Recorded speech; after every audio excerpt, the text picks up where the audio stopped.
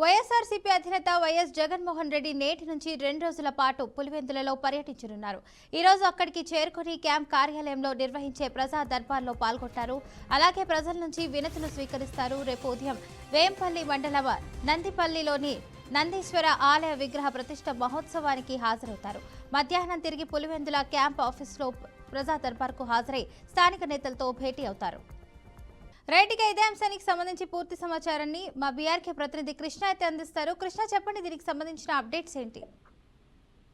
Thank you Padma. ఏదైతే కడప జిల్లా పర్యటనలో భాగంగా నేడు మధ్యాహ్నం అయితే మాజీ ముఖ్యమంత్రి వైఎస్ జగన్మోహన్ రెడ్డి అయితే కడప జిల్లాకి రానున్నారు. ఈ నేపథ్యంలో చూస్తే ఏదైతే వైఎస్ఆర్సీపీ అధినేత మాజీ ముఖ్యమంత్రి వైఎస్ జగన్మోహన్ రెడ్డి ఈ నెల 24 నుండి 25వ తేదీ వరకు అయితే కడప జిల్లాలో పర్యటిస్తారు. అదేవిధంగా పూర్తిసారి అయితే మనం చూస్తే ఏదైతే నంది మండలంలోని నందేశ్వర స్వామి టెంపుల్ ప్రారంభోత్సవానికి అయితే ఆయన హాజరు కానున్నారు. అయితే ఈ రోజు నైట్ కూడా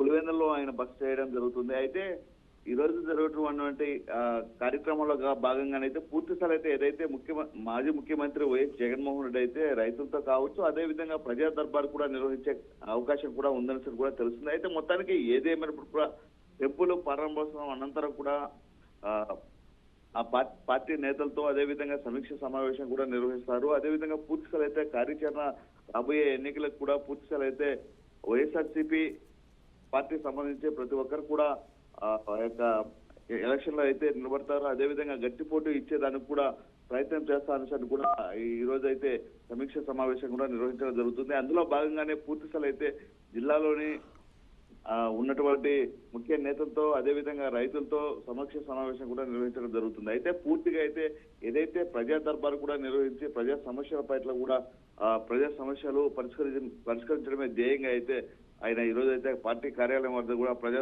దర్బార్ కార్యక్రమం కూడా నిర్వహించడం జరుగుతుంది. Fatima. Right, thank you Krishna for the update.